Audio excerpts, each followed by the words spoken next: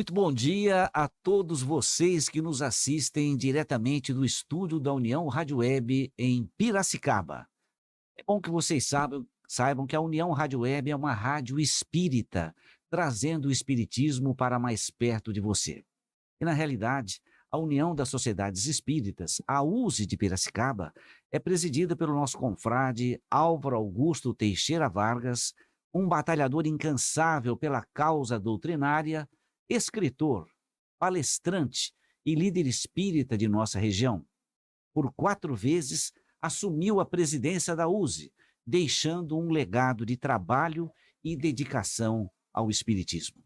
Mas na entrevista de hoje, está sendo organizada pela USE de Piracicaba num momento histórico, onde teremos a honra de receber a maior autoridade do espiritismo brasileiro, o senhor Jorge Godinho Barreto Neri, presidente da Federação Espírita Brasileira. E como sabemos, é bom trazer um pouquinho da história, embora muito pouco.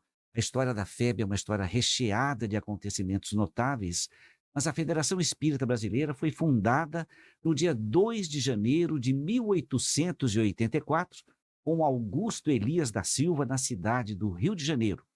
E em 3 de agosto de 1895, assume a presidência o doutor Adolfo Bezerra de Menezes. Uma história maravilhosa, recheada de acontecimentos marcantes, fazendo a luz resplandecer sobre as terras brasileiras.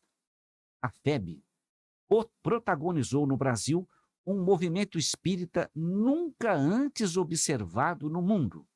Com o seu parque gráfico, assumiu a edição das principais obras psicografadas por Chico Xavier, Divaldo Pereira Franco, Ivone Pereira e pelos estudiosos Hermínio Miranda, Zeus Vantuil, Francisco Thyssen e muitos outros que se consagraram ao estudo da doutrina espírita. Dessa maneira, ficamos muito felizes em fazer essa introdução e posso desejar agora cordialmente, com todo o coração, muito bom dia, meu amigo Jorge Godinho Barreto Neri, presidente da Federação Espírita Brasileira, que falará sobre o movimento de unificação do movimento espírita em todo o Brasil. Bom dia, Geraldo. A gratidão é nossa. É com muito prazer que aqui nos encontramos. Eu gostaria apenas de não retificar, mas quando você se referiu com uma maior autoridade, eu assumo a idade. Demais fica por conta dos que nos ouvem. Muito bom. Muito obrigado pela oportunidade. Muito bom dia, Álvaro Vargas, que falará sobre o movimento de unificação do movimento espírita em nossa região. Bom dia a todos, Geraldo, o Godinho, aqui o Wilson e o Sandro no apoio técnico, também a nossa audiência que vai levar esse programa depois. É uma satisfação muito grande termos aqui particularmente o Godinho, pela sua simplicidade, pelo seu conhecimento. Já ministrou uma palestra ontem no Grupo Espírita Fora da Caridade na Salvação, fará um seminário hoje à tarde, às 2 da tarde, União Espírita de Piracicaba, uma palestra em Rio Claro hoje à noite, e amanhã vai estar em Limeira com outra palestra. Então, um trabalhador incansável, como deve ser o verdadeiro espírito. Dá satisfação grande compartilhar com ele, com vocês, esse conhecimento, essas informações. Muito bom, e a nossa intenção é trazer a maior quantidade de informações possíveis a todos aqueles que nos assistem, e estamos ansiosos por ouvir, presidente, e fizemos algumas perguntas que julgamos procedentes para o maior esclarecimento de todos aqueles que nos assistem. Então, vou passar diretamente as perguntas, o senhor fique à vontade para responder no tempo que o senhor achar necessário. E fizemos essas perguntas. A primeira pergunta seria o seguinte: como o senhor pode descrever o trabalho da FEB para aqueles que ainda não conhecem essa instituição? Obrigado, Geraldo.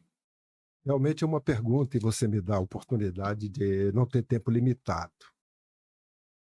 Todas as instituições, elas são planejadas, seja pelos homens, ou mesmo nesta visão do imortal que nós espíritas temos.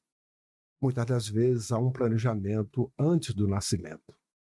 A Federação Espírita Brasileira é uma das instituições que não foi planejada pelos homens. Ela foi planejada no plano espiritual. E, naturalmente, se fez, nesta data citada, né, no ano de 1884, quando da sua fundação. É importante lembrar de que o ano de 1884 era o Segundo Império, e é uma instituição criada com o nome de federação. Isso não chama atenção porque não tinha nada para federar. Não tinha nenhuma instituição adesa, mas é uma criação de uma instituição como outra qualquer, e nos traz uma visão de futuro na sua própria criação, talvez até inspirado pelo alto Augusto Elias e aqueles que compartilharam com ele naquele momento, para que esta denominação fosse colocada com esta visão de futuro que esta instituição, a Federação Espírita Brasileira, teria no contexto do estudo, da divulgação e da prática do espiritismo.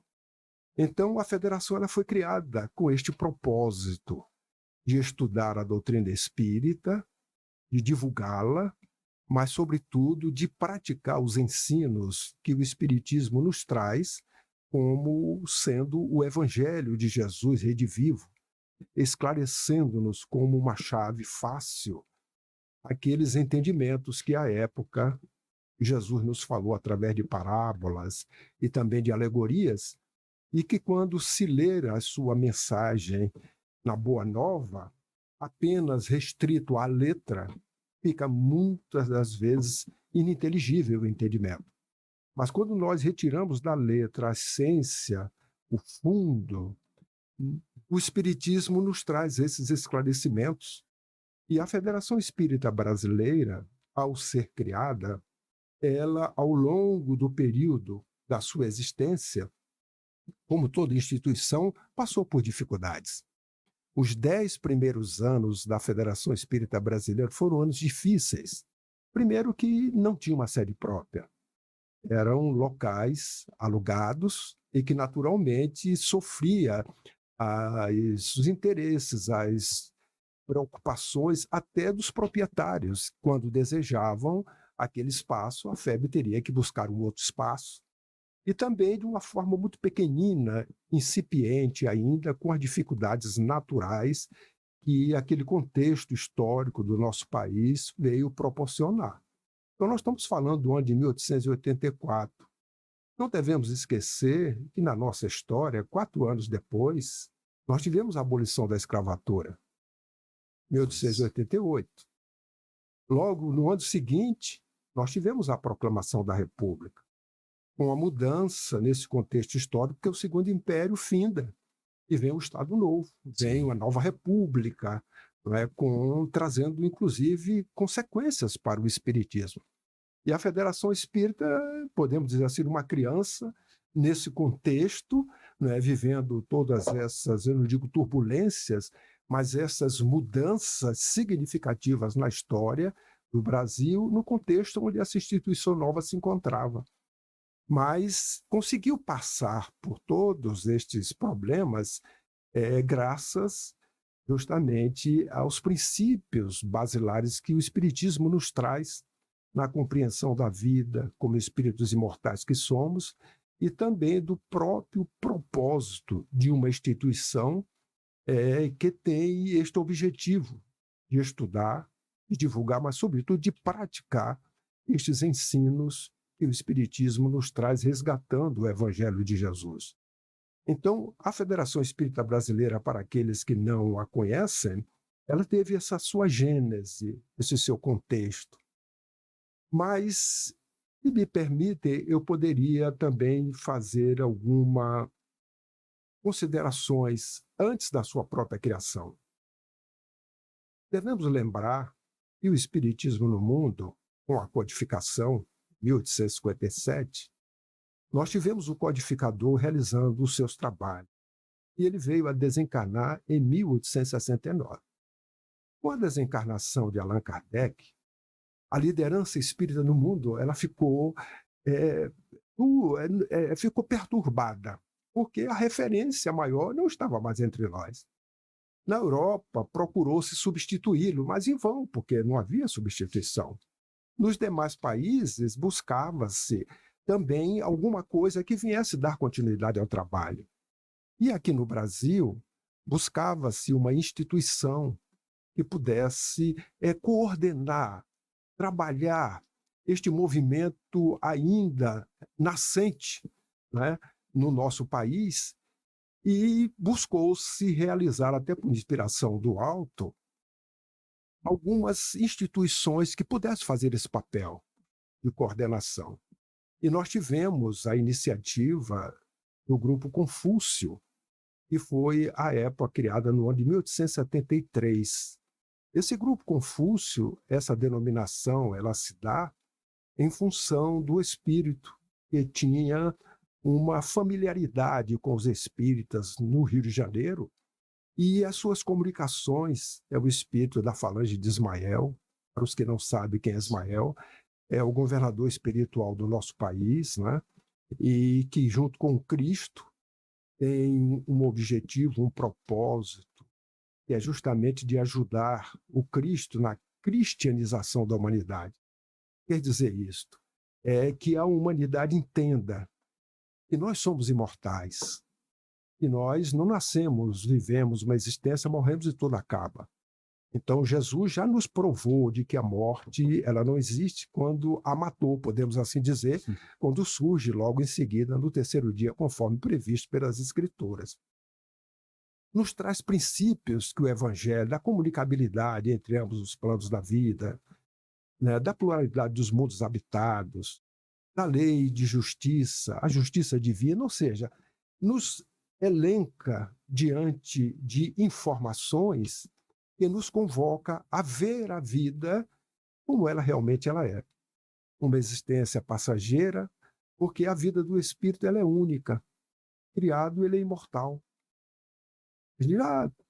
Não, nós vivemos várias existências, mas a vida é única do espírito. Então, esta condição, ela trouxe para a humanidade uma revelação nova. E esse grupo Confúcio, à época, teve uma duração efêmera de 3 anos. Passaram por ali todos os pioneiros do espiritismo à época. E tivemos alguns fatos interessantes neste grupo, onde ali se propôs Joaquim Travassos de fazer as primeiras traduções das obras básicas do Livro dos Espíritos, do Livro dos Médiuns, do Evangelho, e ele fez a primeira tradução do Livro dos Espíritos, porque o original ele chegava em francês, só tinha acesso quem conhecia a língua. Tanto que muitos espíritas ensinavam o francês àqueles que desejavam, para eles terem acesso à fonte, para buscar diretamente na fonte as suas interpretações ao invés de ouvi-las. E ele assim fez. E o fato interessante é de que ele, naquele momento, ele, ao traduzir, ele pega um exemplar do Livro dos Espíritos e faz uma dedicatória para um amigo. Era um católico, um médico, que tinha sido militar, mas também um político respeitado naquela sociedade em todo o Rio de Janeiro. E o seu nome, hoje, a gente fala de Dr. Bezerra. Mas é a época, e o seu nome, todos nós sabemos, Adolfo Bezerra Cavalcante, recebeu essa obra do amigo. E aí ele sempre ia para casa, todos os dias, porque ele morava a 1 hora de bonde, à época, ele morava em São Cristóvão, é do centro do Rio, e naquele dia ele não tinha nada à mão, a não ser o presente que recebeu. E ele veio depois editar isso no próprio Reformador, esclarecer a sua experiência, no momento de que ele olha a obra e verifica que tratasse de uma filosofia espiritualista. Ele diz, interessante, eu conheço todas as filosofias. Eu não vou para o inferno se eu ler essa filosofia nova, porque fica até incongruente eu conhecer todas e essa aqui eu não conhecer. E ele então começou a ler a obra. E à proporção que ele foi lendo, ele foi chegando à conclusão de que tudo aquilo que estava ali era do conhecimento dele, apesar de ser tudo novo. E ele chega à conclusão de que parece que ele tinha nascido espírita, porque aquilo para ele surpreendeu. Era novo, mas não era novo. E a partir de então, ele adere ao estudo do espiritismo e depois ele vem professar no momento público, a sua adesão ao espiritismo. Este é um fato histórico, Nossa. aonde o doutor Bezerra tem o primeiro encontro com a literatura espírita através dessa obra básica, que é o Livro dos Espíritos, da qual decorre todas as demais obras que fazem parte da codificação espírita. Então, esse grupo ele foi criado com esse objetivo de trazer esse trabalho de coordenação de um movimento iniciante, mas que ainda não estava coordenado, estava cada um com as suas ideias e interpretações.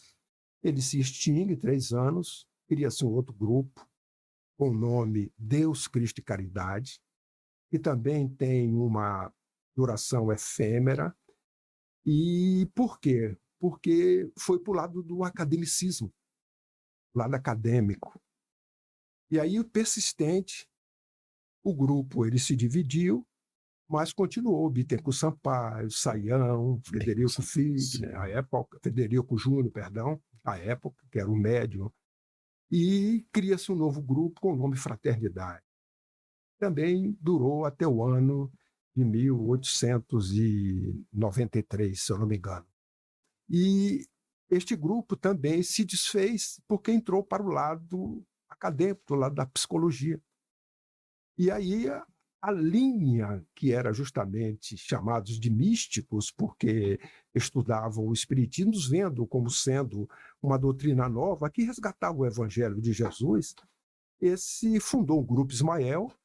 E quando a Federação Espírita Brasileira ela é criada, naquele momento ela agrega a si 2 coisas importantes. Esse Grupo Ismael, que vem consigo estes espíritas que estavam fazendo parte desse grupo, mas um outro fato interessante é de que antes da criação da Federação Espírita Brasileira, que veio assumir esse papel justamente coordenador no futuro, com o próprio nome Federação, etc., que ao longo, talvez, do tempo a gente explicite mais à frente, eu gostaria de ressaltar este fato de que Augusto Elias ele observou uma publicação à época, porque a instituição, o catolicismo, na época, era a religião predominante. E ela rejeitava essa doutrina nova que estava chegando para o seu avanço. E foi feita uma publicação onde um bispo colocava que, por dever, devia se odiar, né? No caso, o espiritismo. Ele vendo aquilo, dizendo, não, é falta de conhecimento. Ele procurou, então, fazer uma explicação, uma réplica. Buscou, à época, os jornais que circulavam à época, não encontrou espaço para poder justamente fazer a explicação. Mas aquilo incomodou tanto que ele resolveu, só tem uma solução, eu vou criar um jornal. Mas ele não tinha recursos financeiros para isso. Ele tinha dificuldades, reuniu um grupo de amigos, explicou, os amigos ajudaram, e ele criou uma revista chamada Reformador. Isso no ano de 1883, porque o fato se deu em 1882. E a partir desse momento, quando a Federação Espírita Brasileira é criada, agrega-se este periódico, que é o Reformador. Apenas por curiosidade, só existe 2 revistas no país que, desde a sua primeira edição, jamais deixou de publicar, isso periodicamente.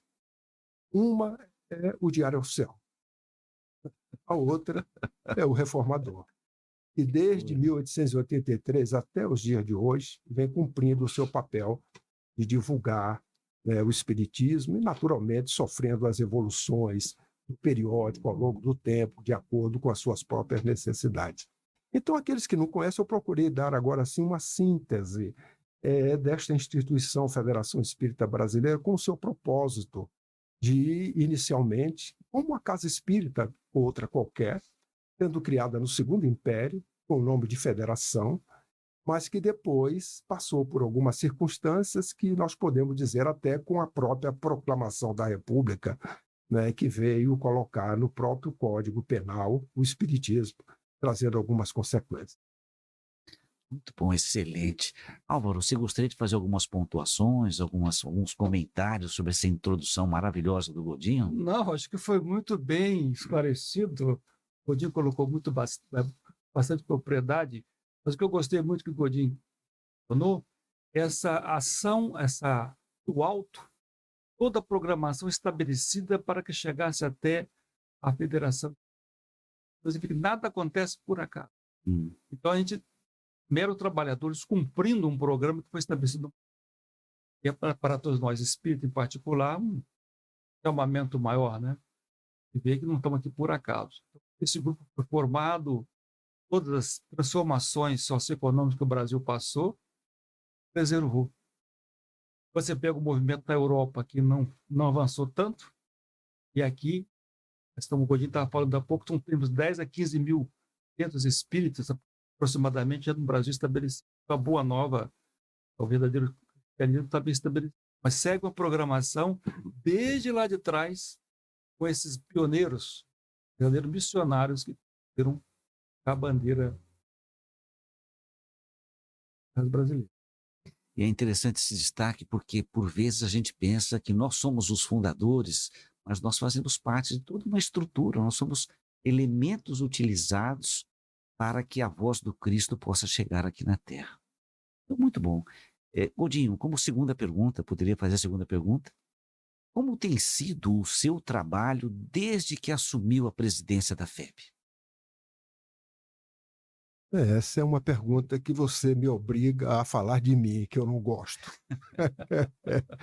Mas eu não posso fugir da resposta e nós procuramos, primeira coisa, nós já tínhamos o conhecimento e diante da oportunidade do exercício, estando presidente da Federação Espírita Brasileira, de colocar em prática um princípio que os espíritos colocam para que o trabalho com Cristo e com Ismael seja realizado. É um trabalho que tem que ser impessoal, mas comum.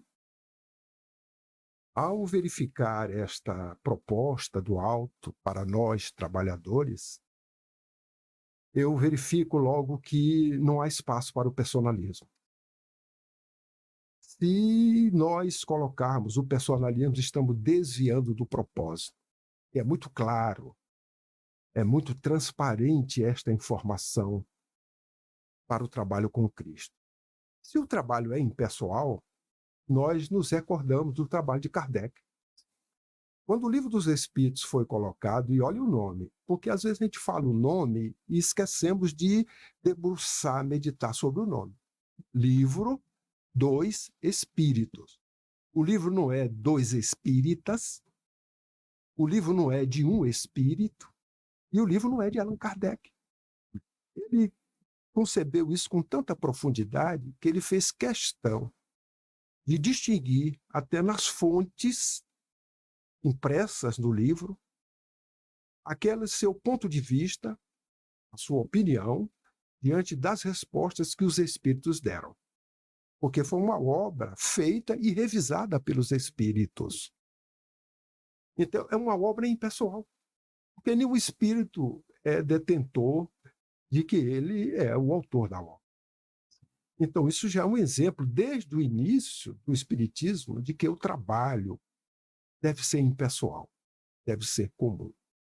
E quando nós analisamos sobre esse aspecto, nós verificamos que não há espaço para um tipo de gestão que, em determinado instante, ela foi própria, foi necessária, mas que, nos dias atuais, e até porque o próprio Estatuto da Federação Espírita Brasileira, ele prevê um colegiado, sabiamente, para que os gestores, os responsáveis pelas deliberações administrativas, sejam um colegiado chamado Conselho Diretor, onde tem o presidente da FEB e 4 vice-presidentes.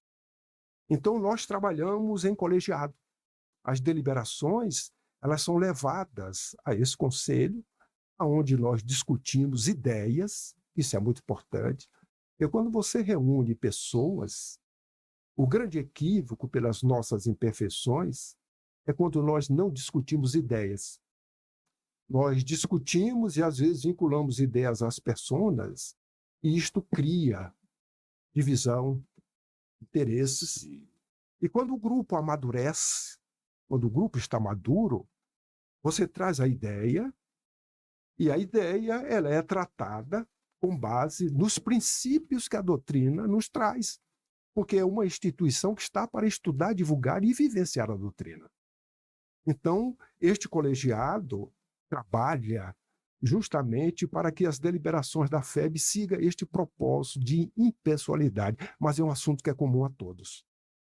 Então, o que nós temos feito com a cooperação dos amigos e irmãos, né, da federação, em especial do Conselho Diretor, é justamente esse trabalho de nos conscientizarmos, e graças a Deus isso existe.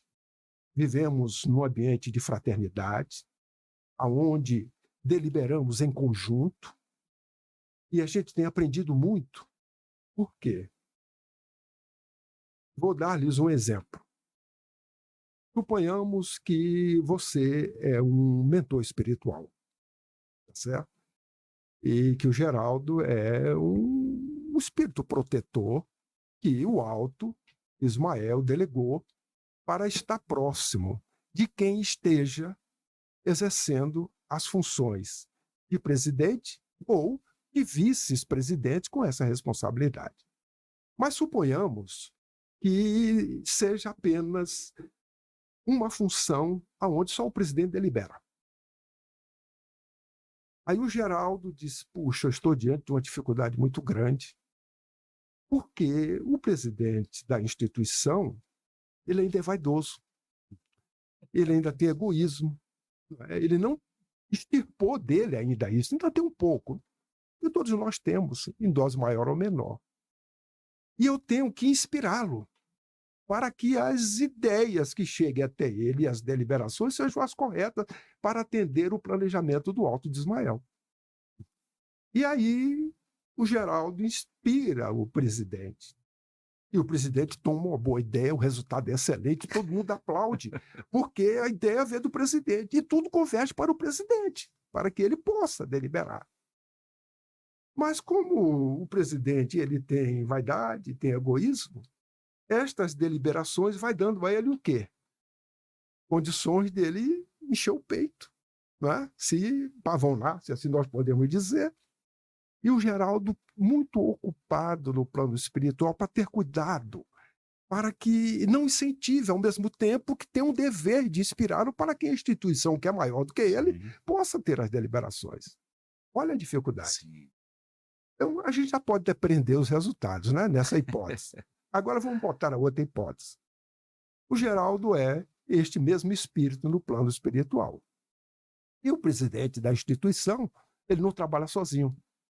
Ele é vaidoso, ele tem egoísmo, tem todas essas imperfeições que ainda não extirpamos. Mas tem com ele um colegiado. Tem mais alguns, seja 2, 3, 4, não interessa a quantidade. Cada um também tem as suas peculiaridades e as suas imperfeições. Aí o Geraldo disse, não, agora facilitou o trabalho, porque eu vou pegar agora o menos vaidoso, e essa ideia, que tem que sair esse resultado, eu vou dar 1/3 da ideia para ele.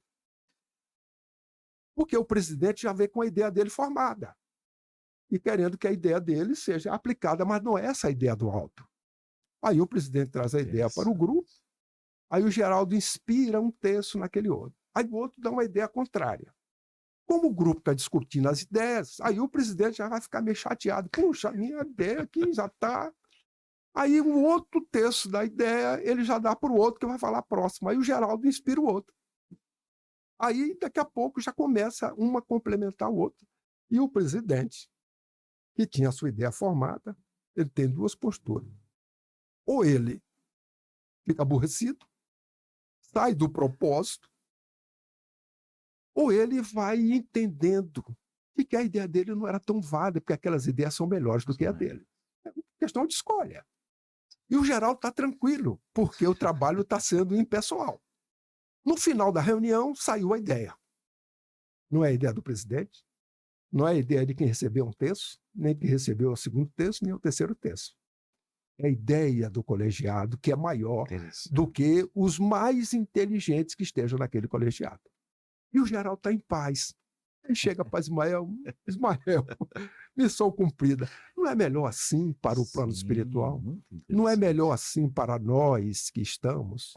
Então, atendendo à sua pergunta inicial, o trabalho que nós temos realizado em conjunto, atendendo, graças a Deus, ao que está previsto no Estatuto da FEB, é dar força a esse colegiado para que ele possa cada vez mais, né, unidos, um por todos, todos por um, mas sempre com o propósito da instituição que é maior do que nós, para que as deliberações, ao sair, elas saiam uma deliberação impessoal e comum.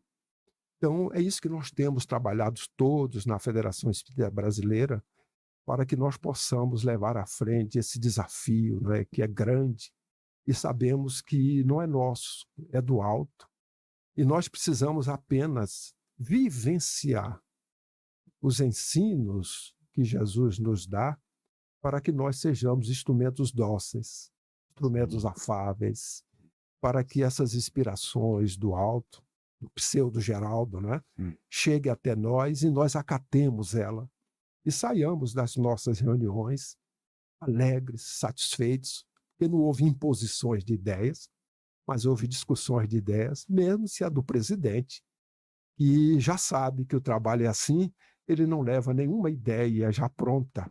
Ao contrário, ele leva uma contribuição, porque é aquele ambiente, com a inspiração do pseudo-Geraldo, é de que vai sair a melhor ideia atendendo ao planejamento do alto. Muito bom. Aula Bonito, não? muito bonita. O mecanismo, né? Parabéns, Godinho, pela clareza, pela explicação. Aqui na nossa região, a USA Intermunicipal de Piracicaba tem 29 centros adessos. E aí você está fazendo a explicação, eu estou vendo aqui, fazendo análise, aqui está variando de 8 a 800 aqui, dessa sintonia, dessa harmonia. Tem centros espíritas muito bem organizados, harmônicos, e outros vivenciando o problema aí que você mencionou do presidente vaidoso, né, que centralizador. Mas é um trabalho que a gente tem que fazer, a essa importância dos órgãos de unificação, congregar os conselheiros representando as casas espíritas, os presidentes, para gradativamente se reeducarem, porque todos nós temos nossas limitações. Mas a gente saber que a gente vai para uma reunião, por exemplo, participa de reuniões de diretoria, estamos sozinhos. Sim. Ali é um grupo de 10, 12 reunidos, faz parte de uma diretoria, mas tem 20 espíritos presentes olhando, nos observando, né? Nós temos que ter em mente que a gente é mero executor de um projeto maior. E as nossas limitações têm que ser superadas em prol de um bem maior, um bem comum, que é o destino da casa, as decisões que sejam as mais condizentes com o cronograma do alto. Muito bem, Godinho, muito bem explicado. Temos ciência do trabalho que você tem feito também, dessa busca, dessa união, da inspiração, para que o espiritismo se difunda cada vez mais na nossa região, não é, Álvaro? Isso é uma dificuldade que a gente tem enfrentado, inclusive um seminário hoje à tarde, às 2 da tarde, o Godinho vai estar falando lá. E é os desafios que a gente enfrenta desde a pandemia, as pessoas se retraíram um pouco mais, e parece que ainda o Covid não foi embora, viu? Sim. Muitas casas não têm uma boa frequência, mas não necessariamente os conselheiros estão tão bem atuantes. Todos nós que militamos na doutrina espírita, ao estudarmos a história da Federação Espírita Brasileira, observamos vários momentos marcantes que influenciaram os destinos do espiritismo no Brasil. E um desses momentos maravilhosos, e até em contato com o Dr. Armando de Oliveira Assis, ele destacava muito o Pacto Áureo. Então, gostaria que o senhor pudesse nos trazer à lembrança o que de fato foi o Pacto Áureo, os seus desdobramentos até hoje na nossa vida espírita no Brasil. Obrigado. Eu vou ter também que traçar aí uma linha histórica para entendermos esse momento lúcido dos espíritas, que foi no ano de 1949, no mês de outubro, né? Nós precisamos entender que o tempo é relativo. Nós sabemos disso, na própria dimensão nossa, ele é relativo, né? Dependendo de onde nós estamos, ele passa a ser. Por exemplo, aqui nós temos o dia de 24 horas. Se tomarmos uma espaçonave e formos ao espaço, saindo da atmosfera da Terra, essa noção de tempo é perdida. Porque se eu dou a volta em torno da Terra em 4 horas, eu perco a noção. Quer dizer, de 4 em 4 horas eu vejo o Sol aparecer, porque eu estou dando a volta em torno da Terra. Depois de 6 voltas, eu digo, não, agora é um dia que se fez na Terra, porque eu estou no outro referencial. Eu não estou no referencial submetido à atmosfera e à própria rotação da Terra, Sim. que gira em torno de uns quilômetros aí, que são bastante, 1.700 quilômetros por hora. Né? E só o movimento de translação que é em torno de 110 mil quilômetros por hora. Então, nós somos os navegadores que aí estão. Então, o tempo é relativo. Então, eu trouxe essa informação para nós observarmos que na nossa dimensão há essa relatividade. Agora, quando nós comparamos nós, encarnados, e a dimensão espiritual, aí o tempo passa a ter uma outra relatividade. Imagina Jesus convidando um senador vaidoso, num determinado momento, em questão de segundos ou minutos, ele faz um convite para que ele tome uma deliberação. Se ele tomasse a deliberação correta, nós poderíamos contar outra história. Mas como ele tomou a deliberação voltada mais para os seus interesses, as suas imperfeições, ele tomou a deliberação do vaidoso. Mas Jesus, naquele momento, ao olhar, viu naquele espírito o potencial de 2.000 anos depois de um senador orgulhoso num benfeitor Emmanuel. O que é 2.000 anos para um espírito crístico? A termos de dimensão, é um átomo. Para a eternidade. Então, eu estou falando esses aspectos para nós entendermos. Agora vamos voltar à pergunta realmente. Quando o Espiritismo chegou ao Brasil, logo depois, o Brasil estava preparado para receber essa nova doutrina, porque o governador espiritual Ismael, sabedor de que no século XIX chegaria essa doutrina nova, ele preparou as terras brasileiras para isso. E quando a doutrina chegou, ela foi acolhida, principalmente na parte da costa leste nossa, que é justamente onde chegavam as informações do mundo novo, da Europa, que chegava para cá. Então, a mensagem chegou no Rio de Janeiro, na Bahia, e assim foi, adentrou, e a partir daquele momento, os que tinham o conhecimento da língua francesa, ao estudá-la, começaram a fazer as suas interpretações. E aí, é religião? Eu disse, não, não é religião. Não, isso é uma ciência, isso é uma filosofia. Aí, os aspectos religiosos, não, aí ficou essa discussão justamente e com denominações. Os que diziam que era religião eram chamados de místicos, os religiosos.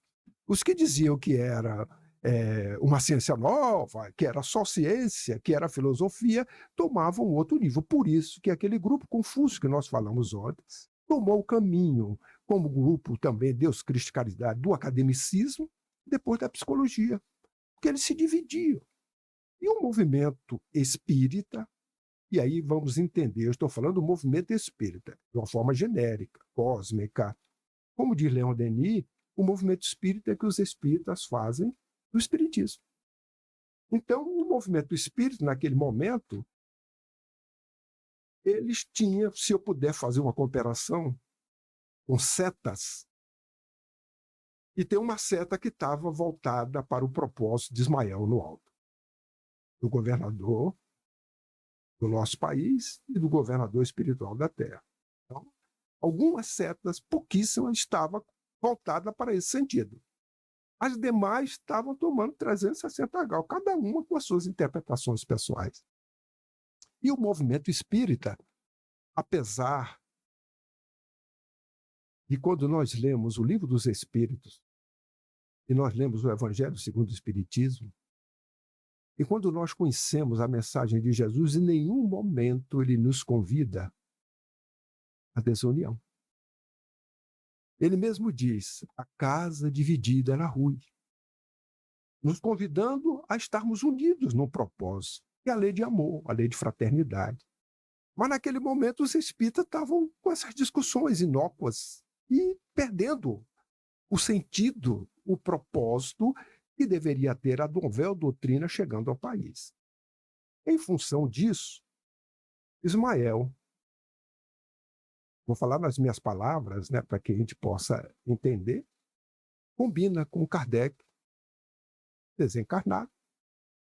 Kardec, vamos orientar os nossos irmãos, porque eles estão brigando, estão estudando, mas não estão entendendo.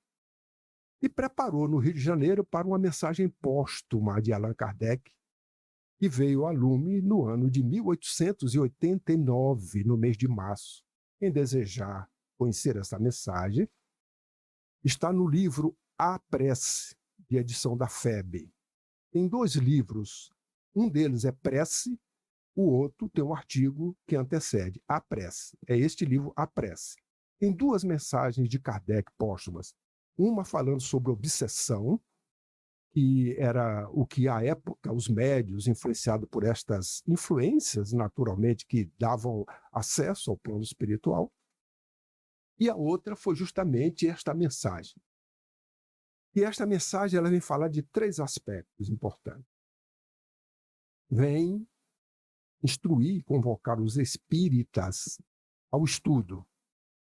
Mas aí eu pergunto, mas o espírito estava estudando. Mas quando a gente lê a mensagem, a gente vê como Kardec delicadamente puxa a orelha. É uma mensagem que é válida até os dias de hoje. E quem tiver interesse, estudem esta mensagem, porque ela é válida para os momentos que nós estamos vivendo, que em algumas circunstâncias é muito parecido com aquele contexto. Então chama para o estudo. O outro, para a prática da caridade. Porque eu estava estudando, mas eu estava brigando com o outro. Dizendo que espiritismo é ciência, filosofia é acadêmico, não era, e aí eu estava desunido. E o outro propósito é, pela primeira vez, chama os espíritas ao trabalho de unificação. Neste ano, nós estamos falando de 1889, o doutor Bezerra é convocado a assumir a presidência da Federação Espírita Brasileira pela primeira vez. E diante desta mensagem que ele tomou conhecimento, ele debruça sobre ela e procura colocar em prática. Ele consegue fazer um congresso, reúne no primeiro momento 24 entidades no Rio de Janeiro, para que estas entidades representantes das entidades formassem um grupo justamente como se fosse um colegiado, para que a união e a unificação fosse dado continuidade. Ele faz um outro momento, mais 10 instituições são agregadas, em torno de 34 instituições. Mas nós estamos falando no ano de 1889, já no final do ano, bem em novembro, a efeméride que nós proclamamos hoje, a proclamação da República. Ele não consegue colocar o seu intento, passa a presidência da Federação, porque mudou todo o contexto político, jurídico do país, e passou de ser império para a nova república, né? Que vem em 1889 e no ano seguinte. Então, a ideia de união, de unificação, do estudo, da caridade, é nesse momento, 1889. Então, vamos marcar isso. Sim. A pergunta é sobre o Pacto Áureo, que se deu em 1949, 60 anos depois. Na contagem de tempo nossa, é tempo. Mas precisou o doutor Bezerra assumir a segunda vez a Federação Espírita Brasileira. Um momento difícil, conturbado, que se passou no movimento espírita. Ele conseguiu, com a sua forma paternal, respeitosa, né? Um homem de bem, ele conseguiu ajustar o movimento espírita, que ele veio desencarnar em abril de 1900, deixando o movimento espírita preparado para o século XX.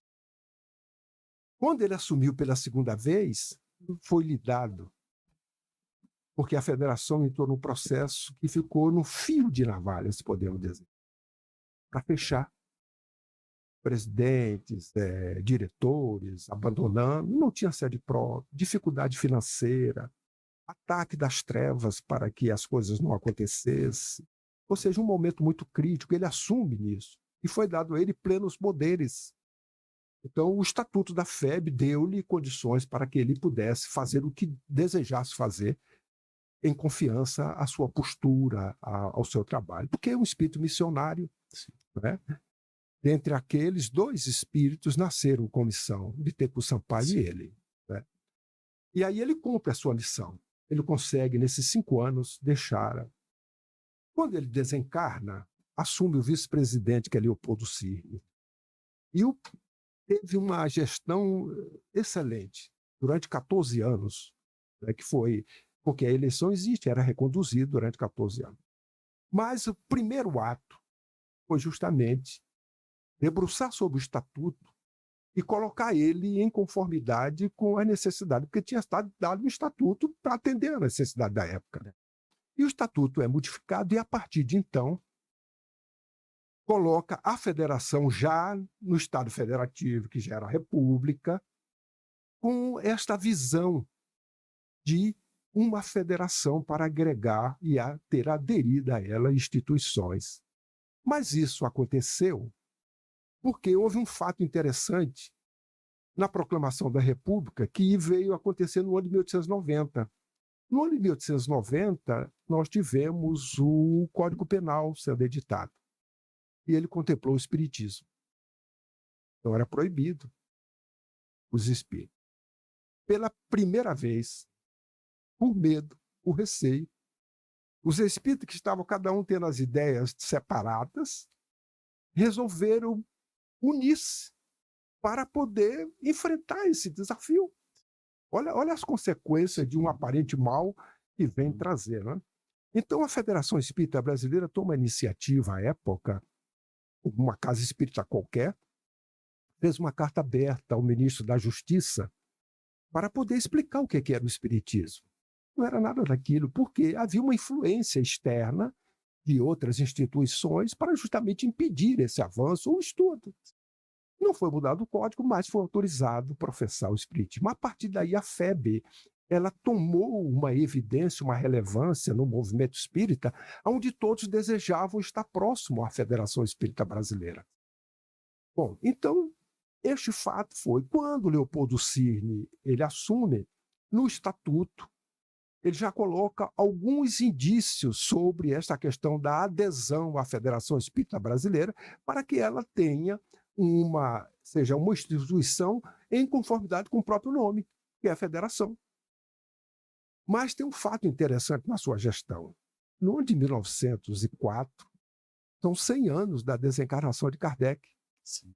Em 1904, o mundo inteiro procurou comemorar o nascimento, 100 anos de Kardec.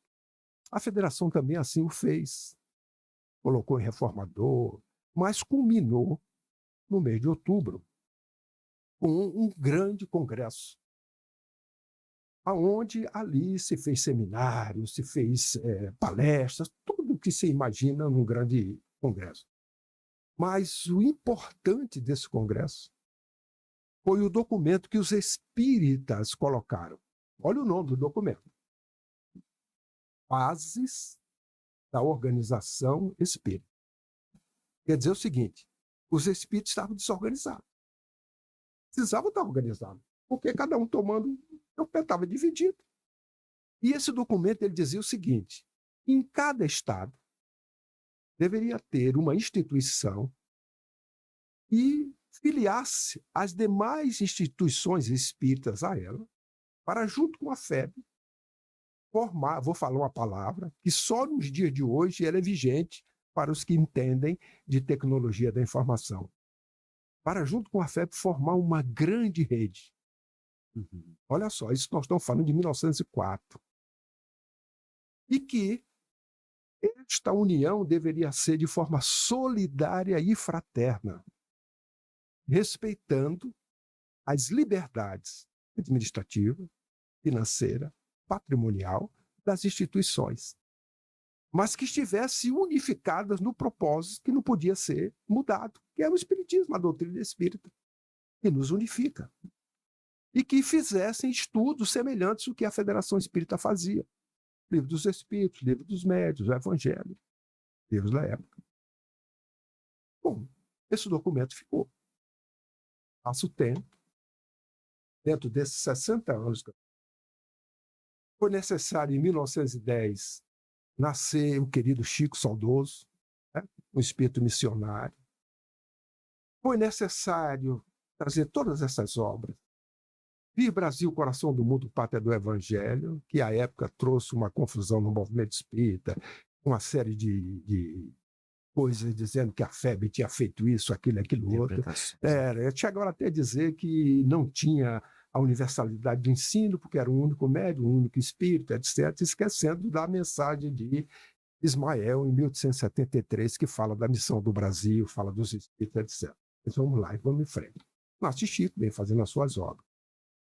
No ano de 1948, aqui no estado de São Paulo, os espíritas já estavam ansiosos para essa questão da união, que ainda não tinha sido feita.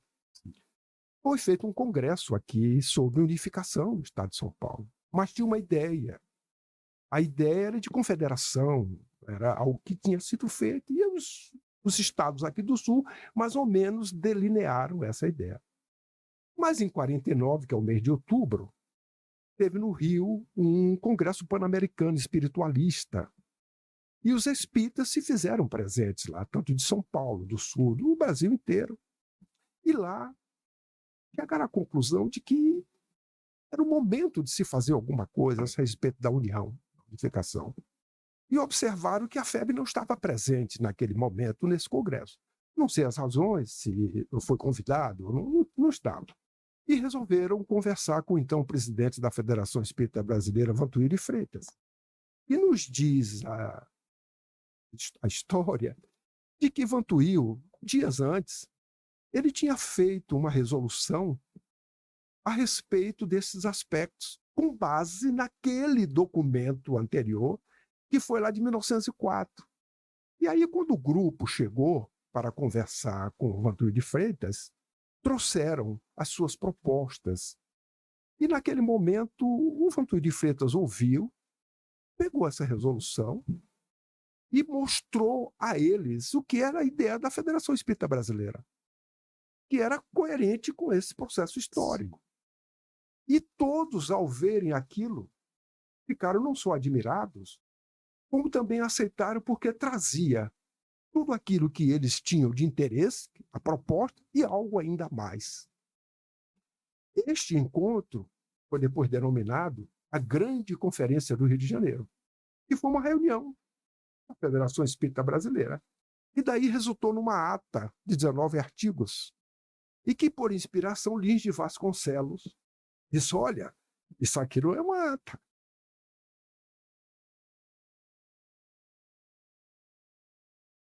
Isso aqui não é um encontro.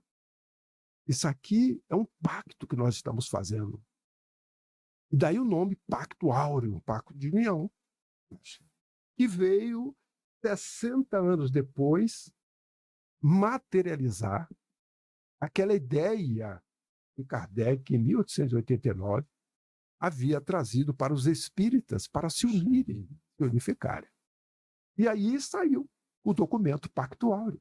Daí nós observarmos as referências de Assis, né, no momento em que ele fazia com grande relevância esse instante do Pacto Áureo. Foi um instante lustro, de amadurecimento de uma ideia que perdurou ao longo desses 60 anos para que tivesse a sua culminância naquele momento. Criado isto, eles disseram: puxa, tudo bem, um pacto, e agora como é que vai funcionar isso? Aí tiveram a ideia de criar um conselho. Vamos criar um conselho. Que conselho? Um Conselho Federativo Nacional, já que nós estamos falando de federação, e que o livro Brasil, Coração do Mundo já tinha trazido a informação de que o programa ideal para os espíritas no Brasil é o programa federativo. Não é a confederação. É o programa. E São Paulo estava lá presente, assinou o documento com essa ideia, que era justamente o programa ideal para o país, para os espíritas no Brasil.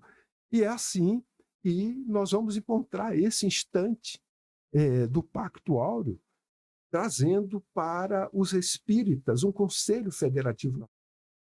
E a resolução foi deste conselho ficar abrigado na própria instituição, a Federação Espírita Brasileira, na sua estrutura administrativa. Então, a FEB abrigou no seu seio o Conselho Federativo Nacional.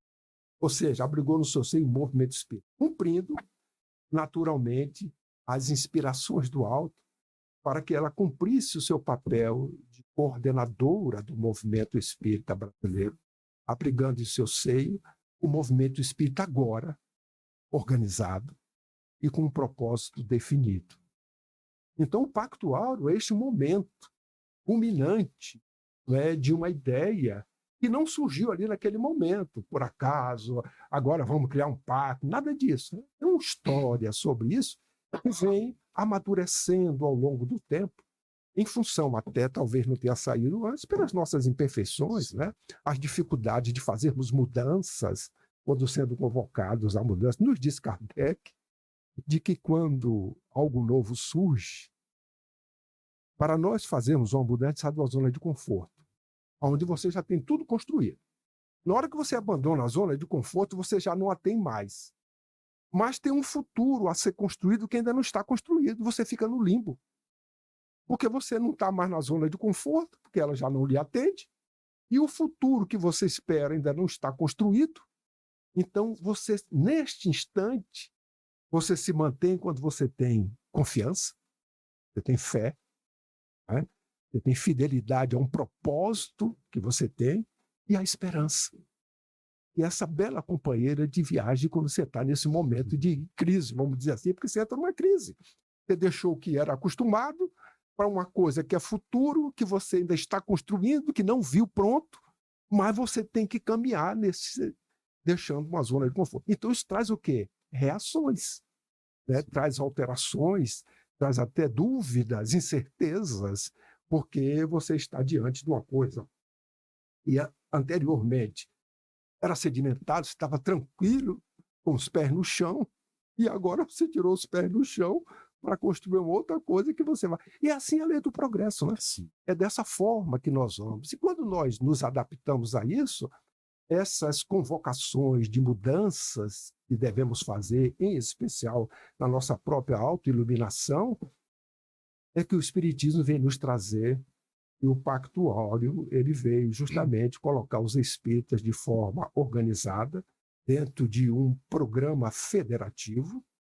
É por isso que, quando nós estamos organizados federativamente, nós temos um movimento sólido, seguro, com propósitos, né, para cumprirmos, navegando aí nestes momentos graves, aonde nós passamos aí por situações que precisamos estar muito seguros daquilo que nós estamos abraçando, com a convicção e a fidelidade a Jesus e a Kardec, para que vençamos os desafios que isso nos aponta aí.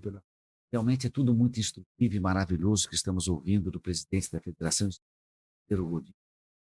E teremos muitas perguntas, muitos desejos, mas gostaria de ouvir as suas considerações finais sobre esse movimento da aproximação das casas espíritas, da unificação espírita.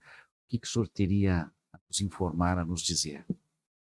Primeiramente, agradecer essa oportunidade, Geraldo, a você, ao Álvaro e aos companheiros que estão aqui nos bastidores, de colocarmos, vamos dizer assim, no ar, né, estas informações que muitas das vezes elas se encontram nos livros, e nada que eu falei aqui é da minha cabeça, é objeto de estudos, de ocupações, que naturalmente a própria condição que eu estou hoje como presidente da FEB me dá esta obrigação e esse dever de conhecer a instituição. E é uma oportunidade que nos é dada de poder compartilhar com todos aqueles que nos ouvem, que nos assistem. E agradecer, sobretudo, né, este momento em que nós aqui estamos, porque é necessário que nós compreendamos o valor da união, da unificação. Você não faz unificação sem união. O Dr. Bezerra disse que você não faz união sem comunicação. Mas a gente também não faz união sem fraternidade. Mas fraternidade você não faz sem gentileza. Não é a gentileza aquela que você faz com interesses outros, mas a gentileza natural, que você expressa do seu sentimento, da alegria de estar próximo, de conversar, de ter alguma coisa.